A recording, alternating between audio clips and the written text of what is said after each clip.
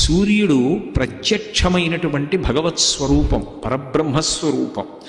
అటువంటి పరబ్రహ్మస్వరూపమైనటువంటి సూర్యనారాయణమూర్తి కన్నుల ముందు ప్రకాశిస్తూ దర్శనమిస్తూ ఉండగా ఏ మూర్తి యొక్క అవసరం లేకుండా, అంటే నా ఉద్దేశ్యం ఇంటి వద్ద ఉన్నప్పుడు అని కాదు, ఏదైనా ఊరు వెళ్ళినప్పుడు దగ్గర భగవన్మూర్తి లేనప్పుడు పూజ చెయ్యవలసి వస్తే సూర్యుణ్ణి దృష్టిలో పెట్టుకుని పూజ చేసేయచ్చు.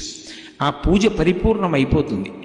అంత గొప్ప శక్తి ఒక్క సూర్యోపాసన విషయంలో సూర్యనారాయణమూర్తి యొక్క దర్శనం చేత సూర్య ఆరాధనగా, మూర్తి లేకుండా ఆరాధనని శాస్త్రం అంగీకరించింది.